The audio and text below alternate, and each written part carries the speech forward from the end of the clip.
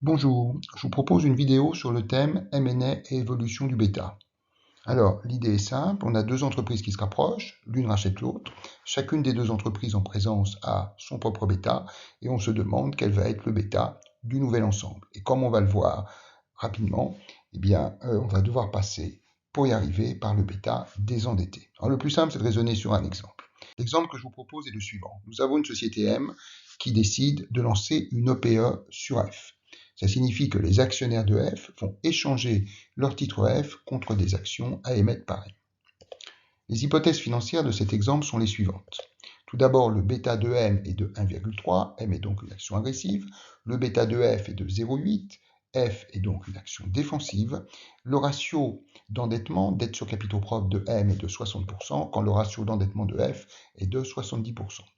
On sait par ailleurs que la valeur d'entreprise de M est de 100 et que la valeur d'entreprise de F est de 120. Et pour les deux entreprises, on va considérer que le taux d'IS est de 25%. Alors la première chose à faire, c'est de désendetter les bêtas respectifs de M et de F. Pour cela, on utilise la formule simple d'Amada, selon laquelle le bêta désendetté, bêta étoile, est égal au rapport entre d'une part le bêta endetté et d'autre part 1 plus le ratio d'endettement D sur CP que multiplie 1 moins taux qui est le taux d'IS en vigueur. Alors, appliqué à M, ça nous fait un bêta désendetté de M qui va donc être égal à son bêta observé, ou bêta endetté, de 1,3 sur 1 plus son ratio d'endettement en rouge, D sur CP de 60%, que multiplie 1 moins le taux d'IS de 25%, ce qui nous donne un bêta désendetté de M de 0,90.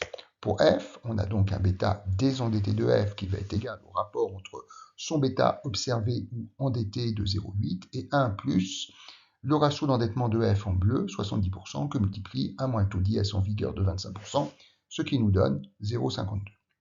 Alors le problème qu'on a avec les hypothèses dont on dispose, c'est que l'on connaît le ratio d'endettement, D sur CP, 60% pour M, 70% pour F, et qu'on va avoir besoin du ratio D sur CP plus D, c'est-à-dire du poids de la dette dans le financement total. Pour passer de D sur CP que l'on connaît à D sur CP plus D que l'on cherche, on écrit D sur CP plus D et on divise le numérateur et le dénominateur par CP. Donc ça nous donne au numérateur D sur CP et au dénominateur CP sur CP, c'est 1 plus bien évidemment D sur CP. Donc si on applique cette formule à M, on va se retrouver avec D sur CP qui est égal à 60% sur 1 plus D sur CP, c'est-à-dire 1 plus 60%. Et 0,6 sur 1,6, ça nous donne 37,5% que j'ai arrondi à 38%. Même calcul pour F, on fait D sur CP en bleu 70% sur 1 plus D sur CP 70% et 0,7 sur 1,7, ça fait, après arrondi, 42%. Alors, ça va nous permettre d'en déduire que la valeur d'entreprise de M, qui nous le savons par hypothèse est de 100, peut être ventilée en un financement d'une part par dette, la dette représente 38% du financement de M, c'est-à-dire 38% de la valeur de ses actifs, et 38% de 100, ça fait 38. Et donc, les capitaux propres de M sont donc de 100 moins 38 égale 62.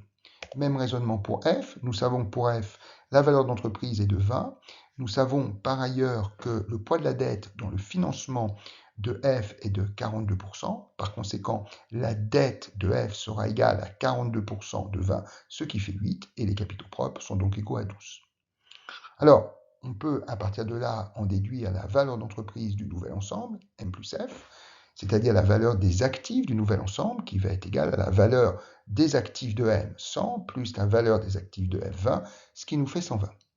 Cette valeur d'entreprise peut se ventiler en, d'une part, capitaux propres de M, 62, plus capitaux propres de F, 12, ce qui nous fait en violet 74, et pour la dette, on prend la dette de M, 38, plus la dette de F, 8, ce qui nous fait 46 en orange.